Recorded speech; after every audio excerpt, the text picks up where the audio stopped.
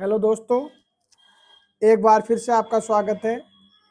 आज के इस वीडियो में हम हिंदुस्तान जिंक को डिस्कस करेंगे कि भविष्य में इसका प्राइस मूवमेंट किस तरीके से रहने वाला है। तो सबसे पहले तो हम इसका थोड़ा सा शॉर्ट नोट जान लेते हैं कि हिंदुस्तान जिंक क्या है और क्या काम करता है। तो हिंदुस्तान जिंक दुनिया का दूसरा सबसे बड़ा जिंक प्रोड्यूसर है और पांचवा सबसे बड़ा सिल्वर का प्रोड्यूसर है दुनिया में। पांचवा सबसे बड़ा सिल्वर का प्रोड्यूसर है। अब जैसे कि सिल्वर के प्राइस लगातार बढ़ते जा रहे हैं तो इसका डायरेक्ट कोरिलेशन है सिल्वर के प्राइसिंग से। मैंने एक्स पर पोस्ट किया था कि चाहे सिल्वर ले लो या जिंक ले लो, दोनों एक ही बात है।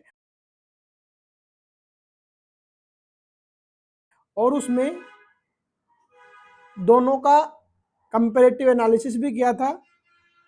उसके बाद से अभी तक लगभग 40% बढ़ चुका है, लेकिन अभी यह यात्रा यहाँ पर समाप्त नहीं हुई है। और इसकी जो कैपेसिटी है वो है एनुअली 800 मीट्रिक टन। और राजस्थान में इसकी कई माइंस हैं जो सिल्वर प्रोड्यूस करती हैं। अब हम इसको टेक्निकल बेसिस पर एनालाइज करते हैं। सबसे पहले हम इसको डेली बेसिस पर एनालाइज करेंगे, जहाँ पर यहाँ इसमें मैंने 11 सर्किल मार्क कर रखे हैं जो हर बार एक गैप को शो कर रहे हैं। सबसे पहले आपका यहाँ पर एक गैप है, इसका मतलब है कि यहाँ पर एक ये मॉर्निंग स्टार पैटर्न बना है।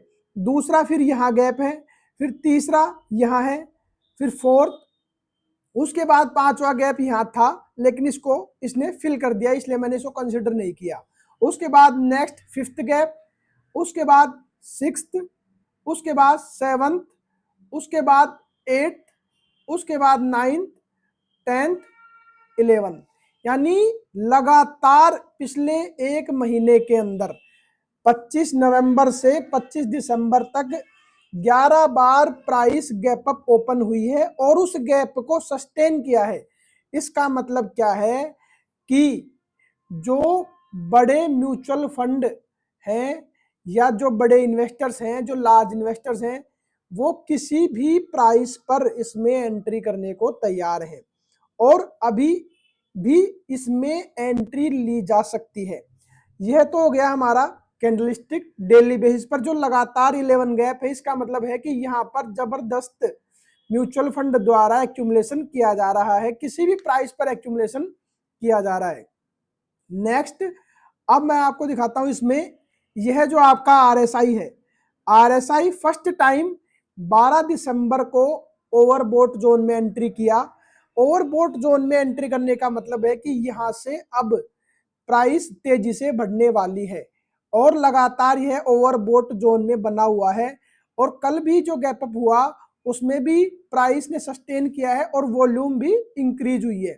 इसका मतलब अभी भी यहाँ पर तेजी से प्राइस मूवमेंट अपसाइड रहने की पूरी संभावना है। अब मैं इसको वीकली बेसिस पर एनालाइज करता हूं। तो वीकली बेसिस में लास्ट वीक ही इसने ओवरबोट जोन में एंट्री ली है, मतलब अभी एक सिर्फ शुरुआत है। और दूसरी चीज, यहां पर डिसेंडिंग चैनल का ब्रेकआउट भी आ चुका है। यहां पर डिसेंडिंग चैनल का ब्रेकआउट भी आ चुका है। डिसेंडिंग चैनल का ब्रेकआउट वीकली बेसिस पर, उसके साथ आपका आरएसआई है वो ओवरबोट जोन में एंट्री कर चुका है।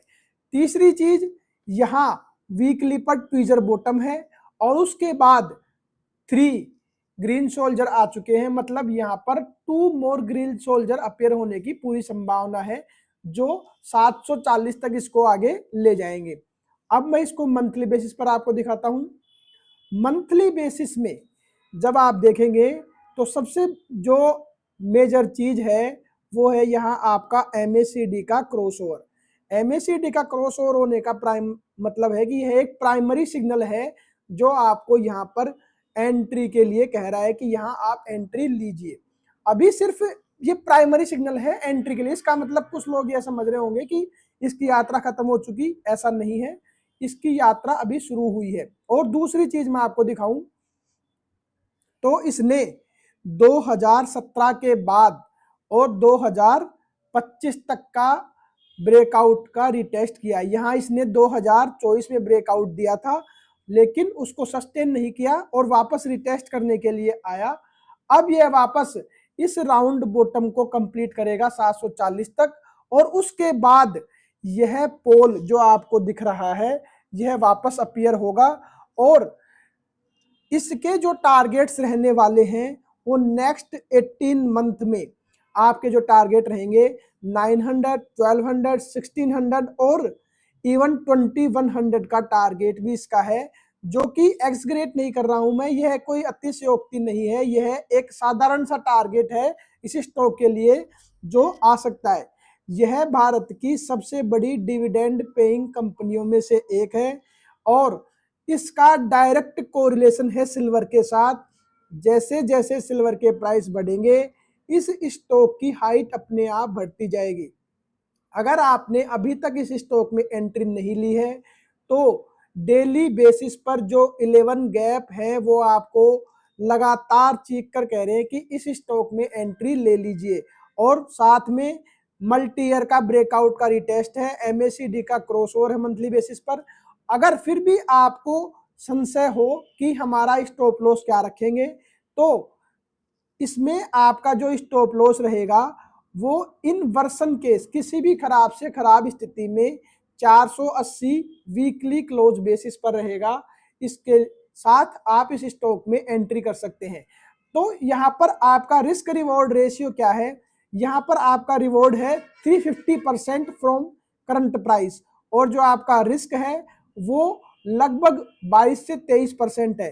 तो 22-23% के रिस्क के साथ 300% का अवार्ड लेने के लिए, रिवॉर्ड लेने के लिए इस स्टॉक में एक परफेक्ट एंट्री बन रही है। तो इस वीडियो को देखने के बाद लाइक शेयर कमेंट जरूर करें और आपको जो नॉलेज मिल रहा है वह अपने दोस्तों के साथ बांटें, और चैनल को अभी तक आपने सब्सक्राइब नहीं किया है तो जरूर कर ले। आज के इस वीडियो में इतना ही, धन्यवाद।